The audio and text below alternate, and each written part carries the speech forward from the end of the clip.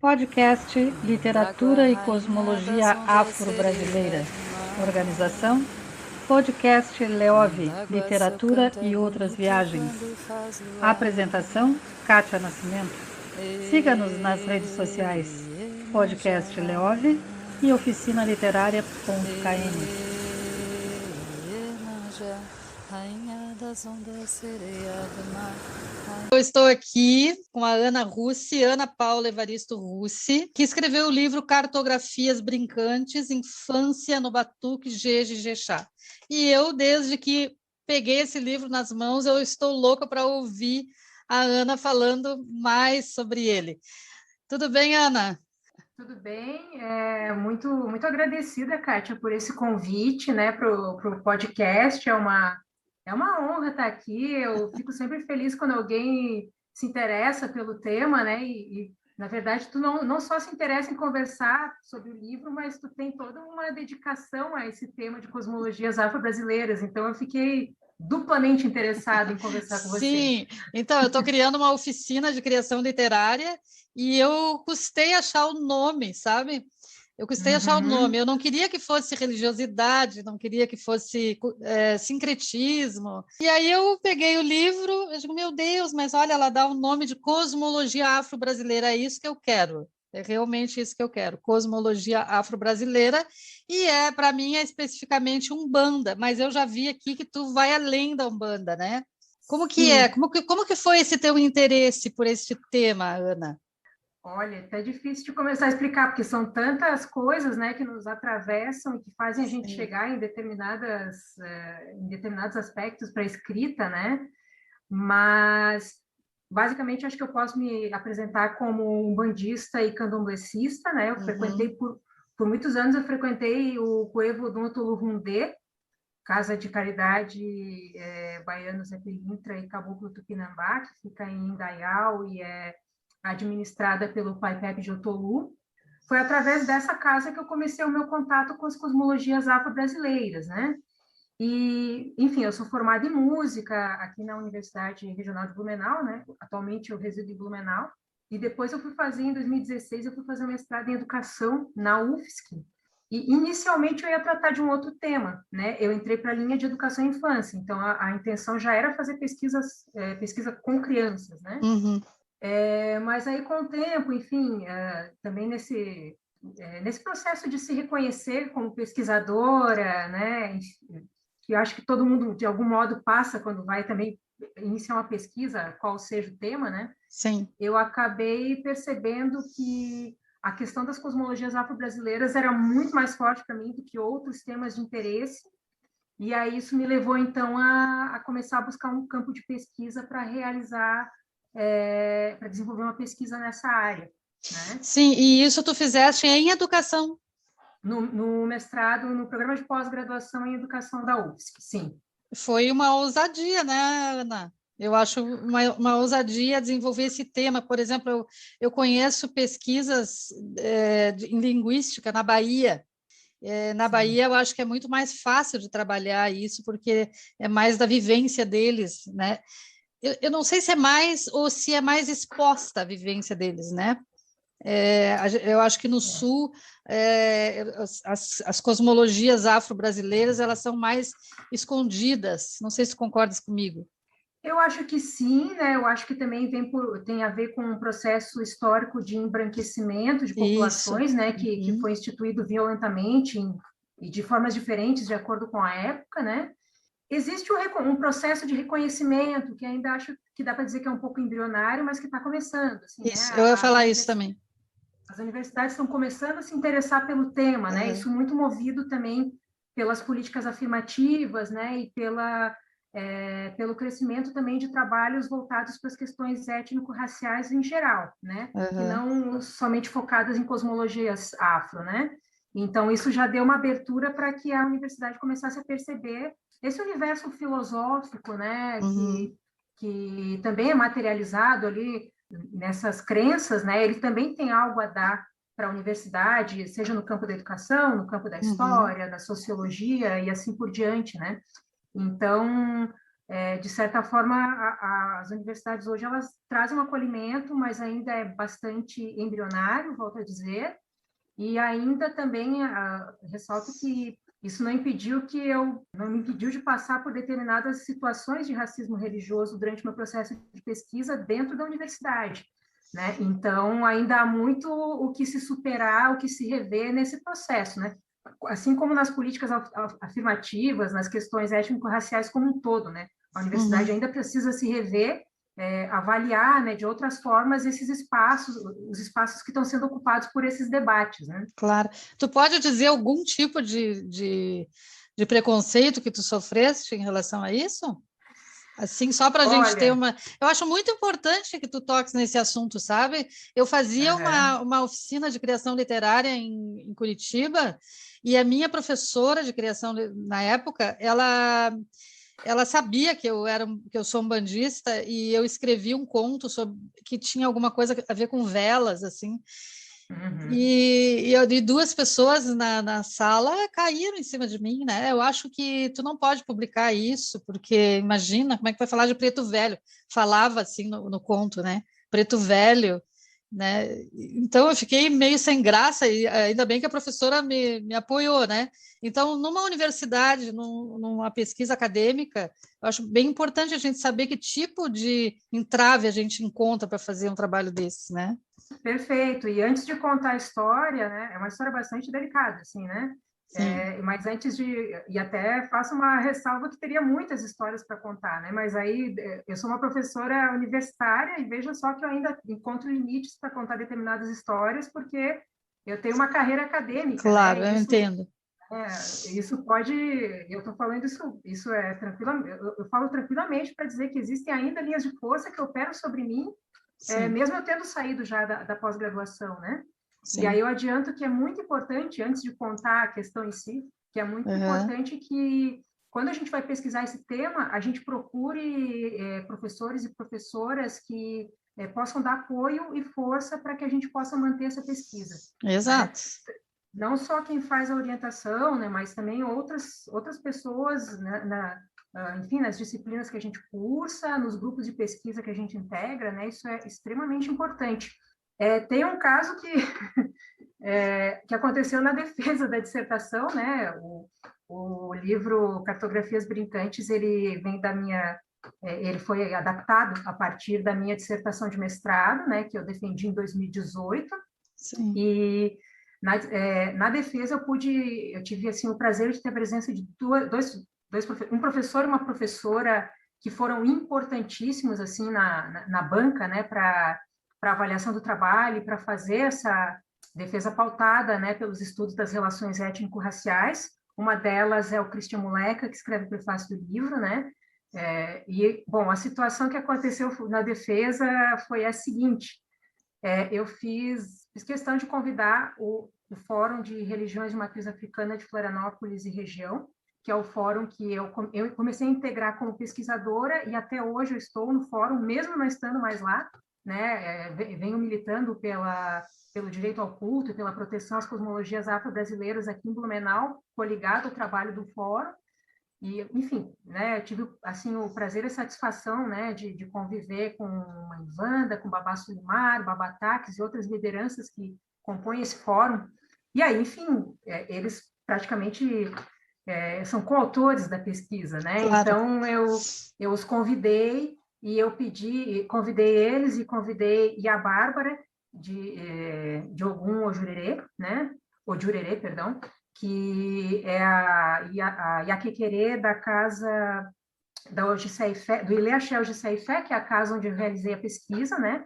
E eu pedi que mãe Wanda do fórum e a Bárbara abrissem a fala, né? Porque, enfim, no sentido de que essa fala fosse aberta pelas vozes que estão falando também nesse livro, né? Sim. O que hoje é um livro, naquele momento era uma dissertação, né?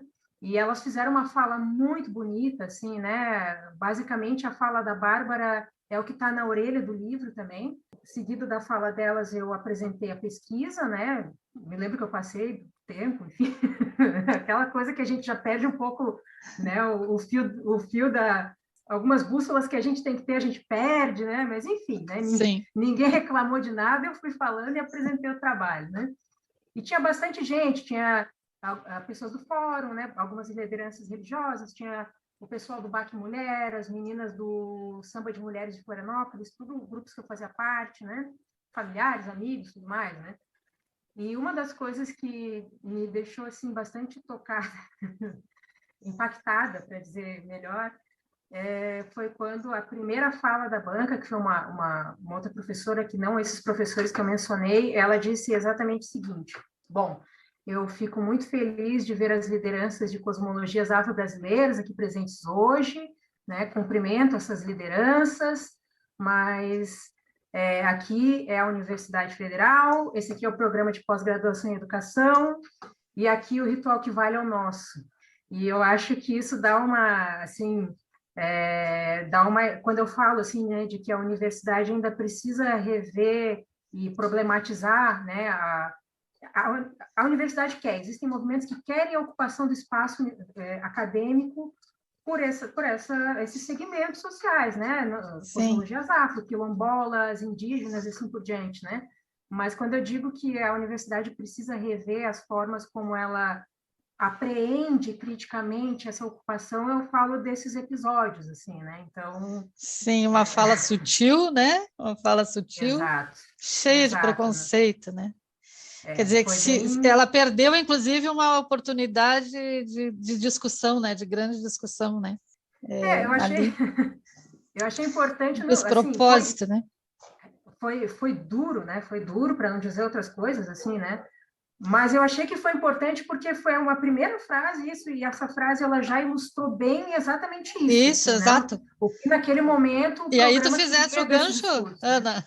Bom, ela seguiu fazendo, né, enfim, a sua colocações sobre o trabalho e a banca toda também, e aí problematizaram, teve várias outras problematizações, e aí eu fui sutilmente também nas minhas respostas, assim, né, fui colocando que a função da pesquisa naquele momento era exatamente essa, né, era colocar essas pessoas ali para tirar certos lugares, para mexer com certos lugares de conforto Claro. dentro da universidade, né? Entre outras coisas. Meu Deus, mas e depois tu tem que continuar nesse clima assim, né? Sentindo. Como eu falei, né? De sorte que haviam outros professores ali que fizeram falas muito fortes e perguntas muito potentes sobre o trabalho, fortalecendo não só a questão, né, de trazer as lideranças ali presentes e ceder o espaço de fala que lhes é de direito, né? Porque a gente não está dando nada de presente. Claro, né? claro. Se a gente pesquisa isso na academia, então essas pessoas têm que ter espaço de fala na academia, né? Então, isso foi também validado por outros educadores, e aí também fica um pouco mais tranquilo para mim, né? Lembrando que, né, a banca é uma coisa complicada, a gente está sendo avaliado ali e tudo mais. Né? Eu sei como que é. Eu sei como que é, eu passei por isso. Mas, então, e aí, dando continuidade, daí tu és candomblessista, umbandista, e de repente tu te interessaste em continuar isso, como que foi? Como que foi? Conta aí para nós. Bom, eu trabalhei muitos anos, eu trabalhei em várias modalidades de educação, né? Trabalhei com educação de jovens e adultos, com ensino médio, eu acho que eu falei, né, que eu sou formada em música, né? Sou licenciada em música, né? Então, através da música, eu adentrei vários níveis da educação, assim, logo depois de formada. Trabalhei com educação especial também e tal, mas majoritariamente, por muito tempo, eu trabalhei com crianças, né? E então, assim, tratar de infâncias e de crianças, isso já era uma tônica, assim, né? Depois eu até posso desenvolver melhor a esse respeito, assim, né? E, enfim, por uma questão mesmo de autoidentificação, né, de entender que, assim como as infâncias, elas me atravessavam, assim, né, nos meus fazeres como educadora, né, também as cosmologias me atravessavam de muitos modos, né, filosoficamente, eticamente, né, eu estava realmente num processo muito intenso no candomblé e na Umbanda, enfim, revendo questões filosóficas, éticas, relativas a mim mesma, né, a minha relação com o outro, o que eu queria da minha vida, enfim, estava me encharcando disso já numa esfera mais pessoal, né? Então, eu não sei exatamente explicar, mas porque, assim, o processo ele acabou entrando, né, para dentro das questões acadêmicas, de também ter outros colegas, outros conhecidos que começaram a reforçar essa questão, e aí até chegar nessa pergunta, assim, pai, por que não pesquisar infâncias nas Sim. cosmologias afro, né, os sentidos de infância? E aí também, nesse momento, eu estava numa pesquisa muito intensa dentro do mestrado, né, estava entrando em contato com pesquisadores voltados à questão da infância e das crianças, assim, e reconhecendo outras interpretações de infância das quais eu ainda não tinha conhecimento, né, não tinha o alcance, e principalmente acho que o René Scherer, eu gosto muito de citar ele, assim, né, depois eu posso falar mais adiante, que me tocou muito, assim, no sentido de me desconstruir, acho que de desconstruir tudo aquilo que eu pensava sobre infância e sobre criança, sabe? E que eu já vinha relativizando em alguns processos pessoais também. E que me levou a perguntar assim, bom, se os sentidos de infância e de crianças não são esses que tradicionalmente a gente constrói e que acabam sendo opressores das crianças, né? Porque eles constroem uma dinâmica de poder onde o adulto manda e a criança obedece. A criança, ela só é educada a partir de uma lógica do adulto. Então, quais são os outros sentidos? Quais são os sentidos que não estão dentro dessa, que não são dados por essa dinâmica capitalista, tradicionalista, né, que ainda opera e é hegemônica na sociedade, né? E aí o que eu tinha de mais próximo eram as cosmologias afro-brasileiras, né? E em princípio eu queria fazer a pesquisa no candomblé, assim, né? Enfim, pelas relações comunitárias que eu já vinha presenciando. A Umbanda também me interessava bastante, mas assim, o candomblé, talvez por ser um pouco menos sincrético do que a Umbanda, e por trazer, enfim, acho que inicialmente por ser um pouco menos sincrético do que a Umbanda, então ele trazer o fundamento afro, ele ser mais expressivo, digamos assim, do que na Umbanda, né, acabou me atraindo nesse sentido, né, de tentar entender o que esse fundamento tinha a dizer sobre crianças e infâncias. Só que aí na busca por campo, e aí eu já estava junto com o fórum, né, o fórum estava me apresentando a diversos terreiros, né, conheci várias casas e tal, eu acabei encontrando aí a Bárbara numa sessão solene que teve na Câmara de Vereadores de Florianópolis, né, era na Semana das Religiões de Matriz Africana, que a gente sempre faz ali pelo fórum. Comecei a conversar com ela e foi a primeira casa, né, que eu vi que era uma casa erguida dentro de uma comunidade e que tinha relação com a comunidade, né, é diferente de outras casas, inclusive da que eu frequentava, que é uma casa que ela fica mais deslocada da cidade, as pessoas que frequentam a casa não são vizinhas da casa, Sim. né, então não existe exatamente uma relação comunitária ali do entorno, né, e no caso da Bárbara, não, aquela casa, a Bárbara nasceu naquela comunidade, né? A mãe dela já era Ialorixá, ela continua sendo, que é Iá Lourdes de Oiá. A Bárbara, junto com Lourdes, então, ela administra a casa hoje em dia, e ela cresceu junto com a casa e junto com aquela comunidade. Então, existe uma relação muito orgânica das pessoas que frequentam a casa serem amigos de infância da Bárbara, mesmo quem não frequenta, é amigo de infância da Bárbara, e conhece a casa, e daí tem uma outra relação com a casa presta serviços à comunidade, mesmo para quem não frequenta a casa, e assim por diante. Então, isso acaba também tendo uma relação orgânica com as infâncias ali presentes, tanto as da casa como as do entorno, né? E ali, particularmente, as crianças, por ser uma comunidade, né, enfim, mais deslocada ali de Florianópolis, as crianças, todo final de tarde, elas se reuniam na rua para brincar. Todas as crianças, né? Sendo da casa ou não, de qualquer cosmologia, né? Religiões cristãs, né?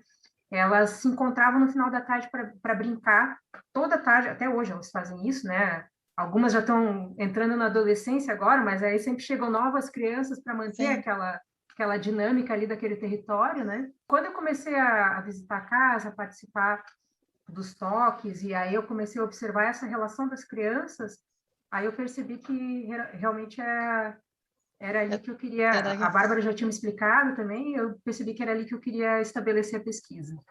E tu falas sobre as crianças espirituais também, né?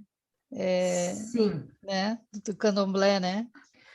No caso ali, e aí acho que também isso foi muito novo para mim, né?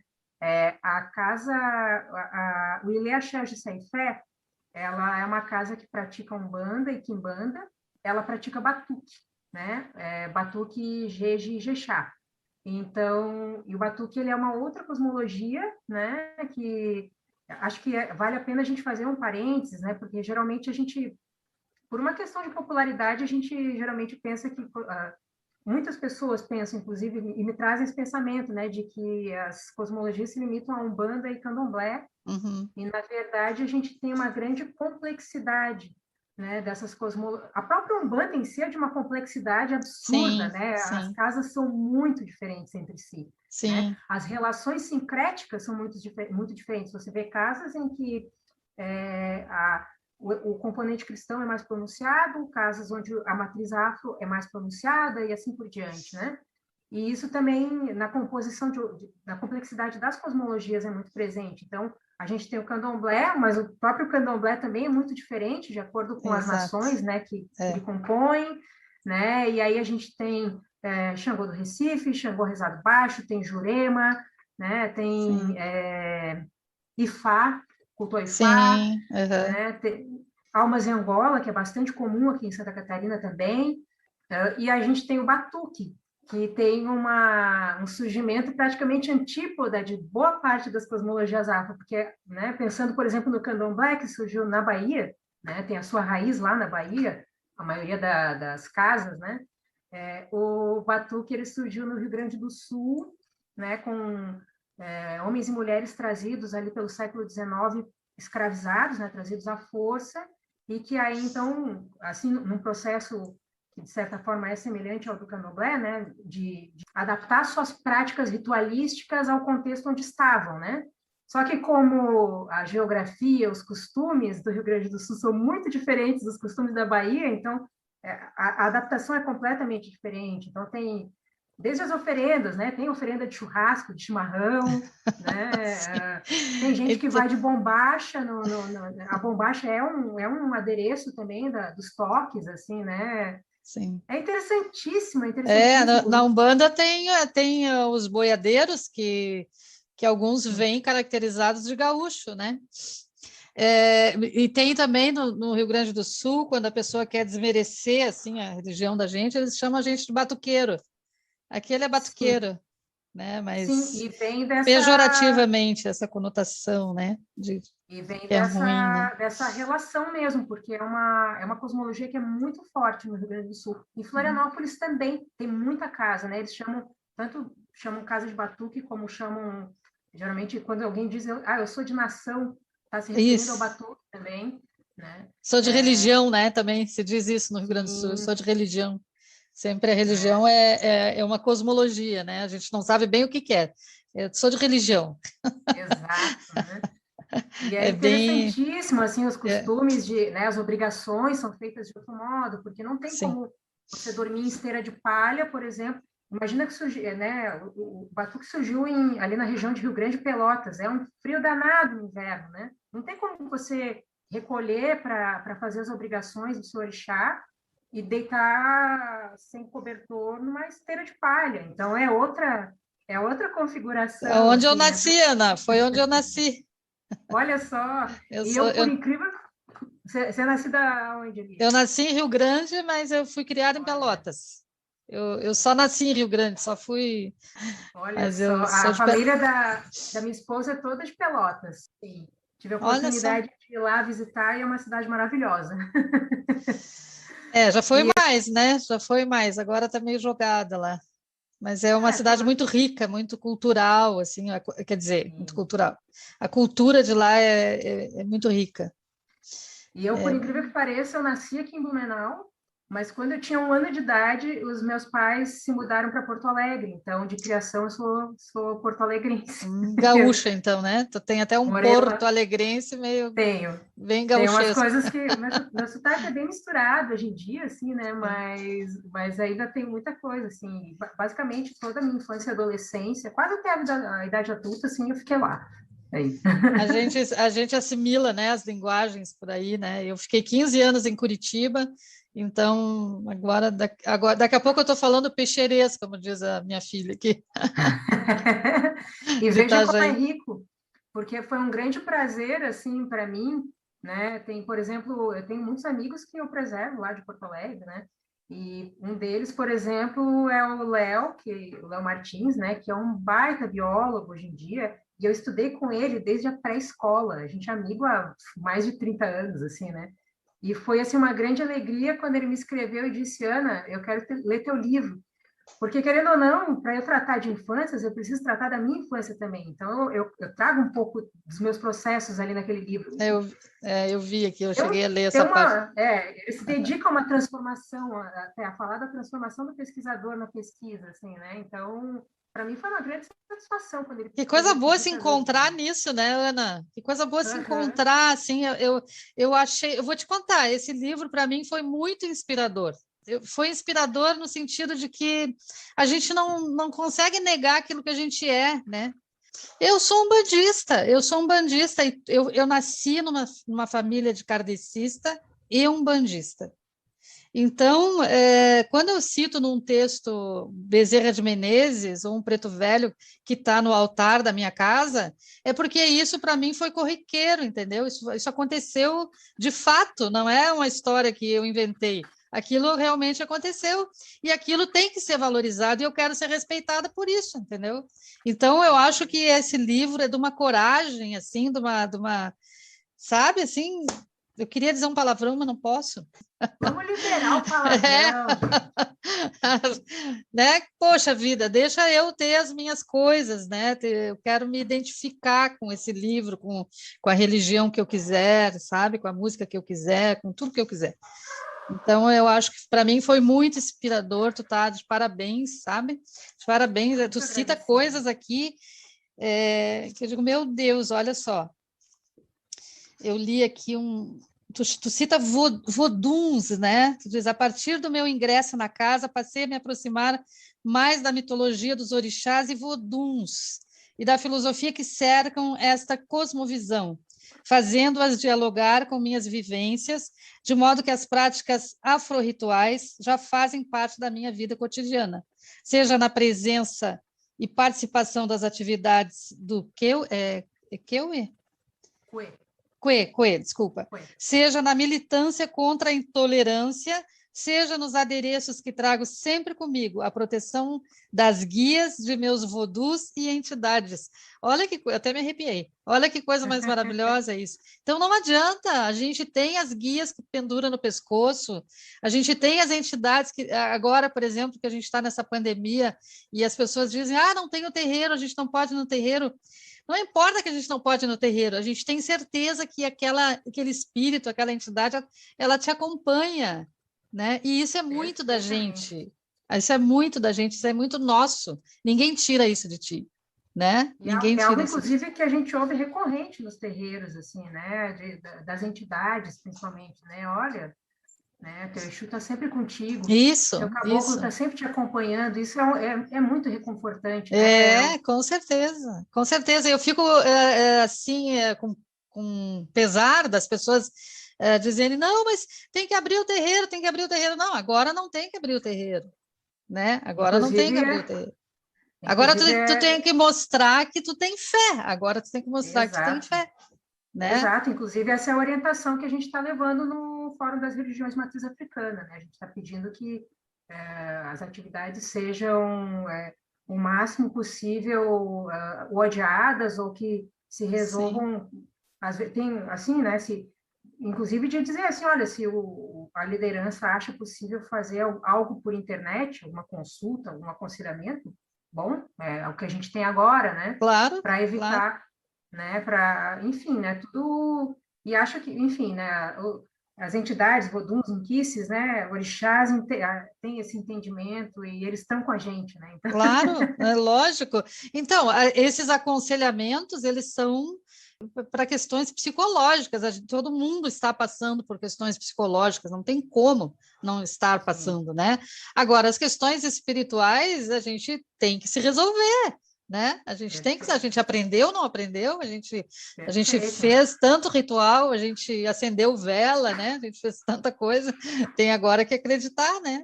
Tem agora que acreditar. Eu conheço muitos babás e as que estão fazendo isso, assim, né? Estão muito orientando assim, olha, né? Acenda uma vela assim, né? E conduzem assim dentro do que dá para fazer para que a pessoa também consiga, de uma forma autônoma, estreitar esse contato quando ela se sente muito distanciada, né? Enfim, né? Mas manter, sentir com mais ênfase essa presença espiritual e energética. Quando me né? perguntam, eu sempre digo, ó, é só chamar que tu é atendido. Nas cosmologias afro, as palavras têm muita força, de fato. Claro, né? Foco, força e fé, né? Foco, força e fé. Aninha, eu estou muito feliz de estar aqui contigo. Meu Deus, foi bem esclarecedor, assim. Eu acho que deveria ter vários episódios para falar desse livro aqui, né?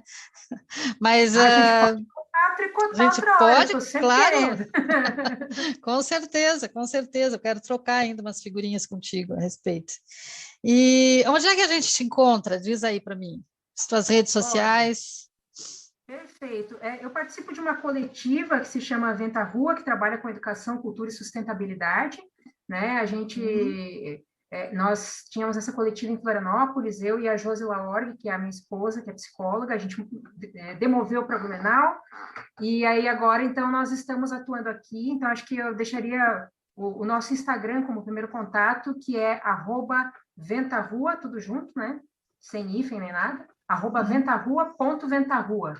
Né? Deixaria esse contato.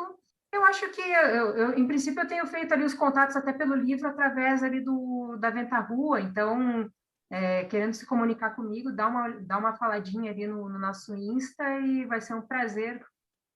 Qualquer coisa que for relacionada à cosmologia afro, infância, educação, interseccionalidade, relações étnico-raciais, eu adoro falar sobre esses temas, adoro. Ótimo, ótimo. Ana, muito obrigada. E a gente se vê daqui uns dias. Eu vou dizer daqui uns dias. Espero que seja presencialmente.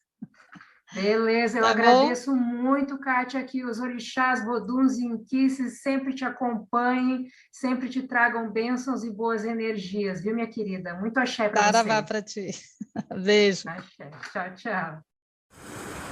D'água, rainha das ondas, sereia do mar. Mãe d'água, seu canto é bonito quando faz luar. Iemanjá,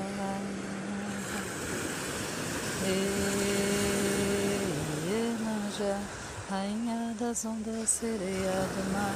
Rainha das ondas, sereia do mar. É bonito o canto de Iemanjá. Sempre faz o pescador chorar. Quem escuta a mãe d'água cantar, vai com ela pro fundo do mar.